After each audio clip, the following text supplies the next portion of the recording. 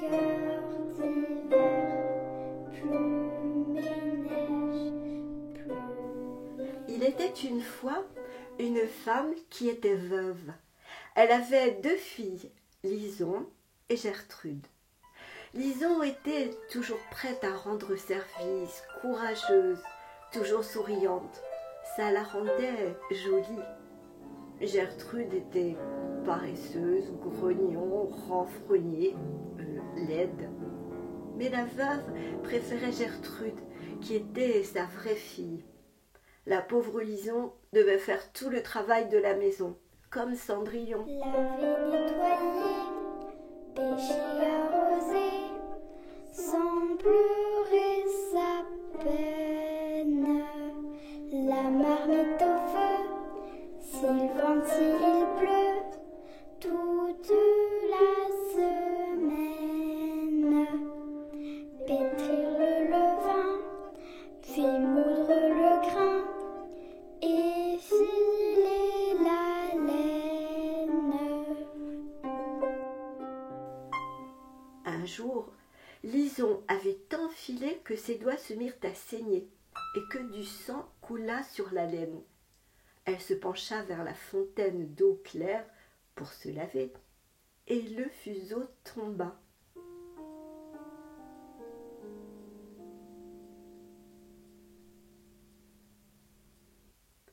Elle courut raconter son malheur à sa marâtre, qui lui cria « Puisque tu as laissé tomber ton fuseau, tu n'as qu'à aller le chercher toi-même !»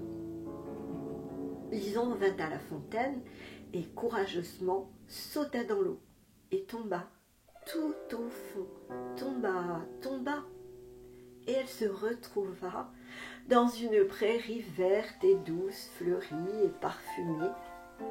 Elle marcha et arriva devant un four où cuisait une fournée de pain. Et là, vous n'allez pas le croire. Voilà que le pain se mit à parler, à l'appeler. « Retire-moi, retire-moi, sinon je vais brûler !» Lison ne fit ni une ni deux, s'avança et sortit tous les pains du four jusqu'au dernier. Puis elle poursuivit sa marche. Elle passa sous un pommier chargé de belles pommes.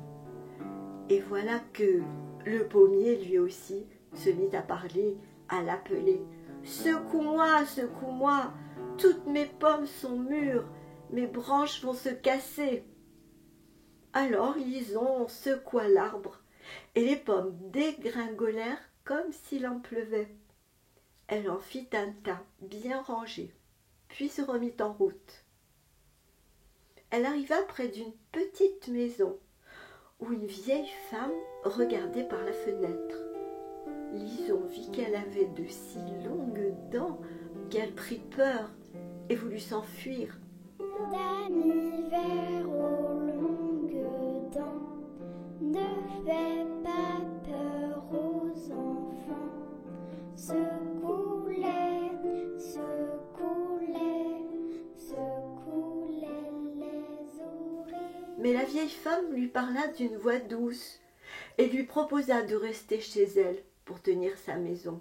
« Tu dois surtout bien faire mon lit, bien secouer mes édredons pour en faire voler les plumes, parce qu'alors il neige sur le monde. Je suis Dame Hiver. » Lison accepta et se mit courageusement au travail. Dame Hiver était contente de ses services. La jeune fille battait et secouait les édredons. Les plumes volaient, légères et dansantes comme des flocons.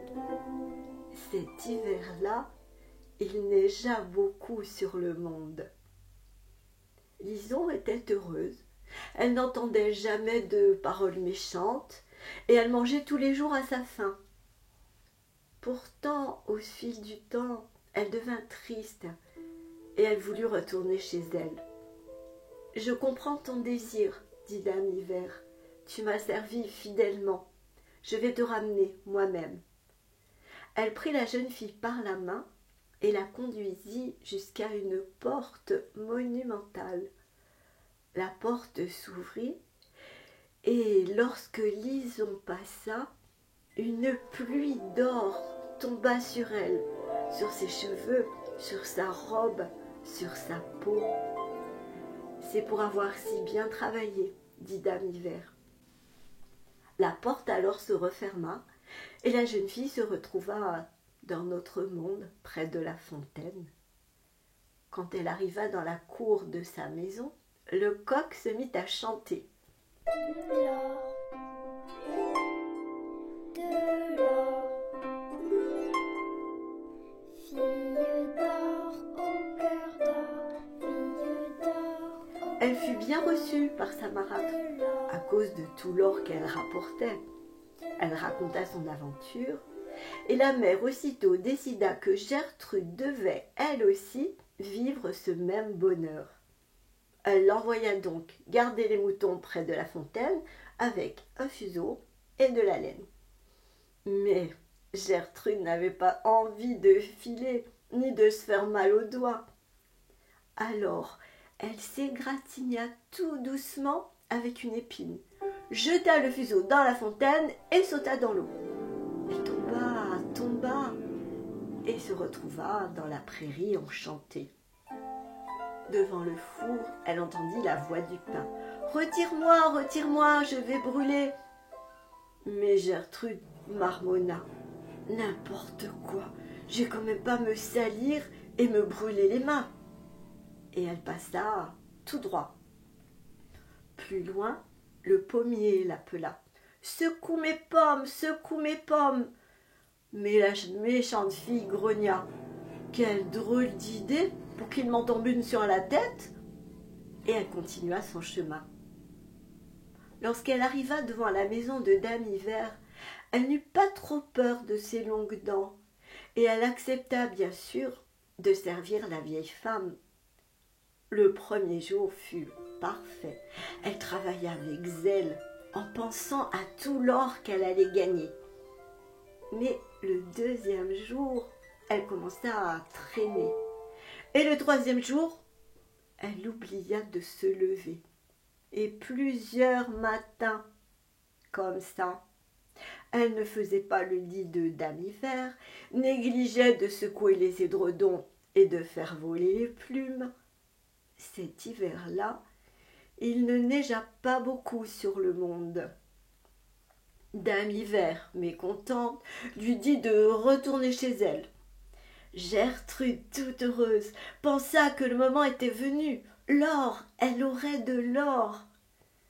Mais lorsqu'elle passa à la grande porte, au lieu de l'or, ce fut de la poix qui lui tomba dessus, de la poix noire et gluante.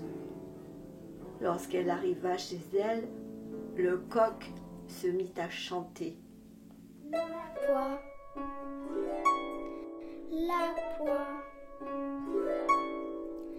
fille noire au cœur noir, fille noire au cœur noir. On raconte que la poix était si collante et si noire que de toute sa vie, elle ne put jamais vraiment l'enlever.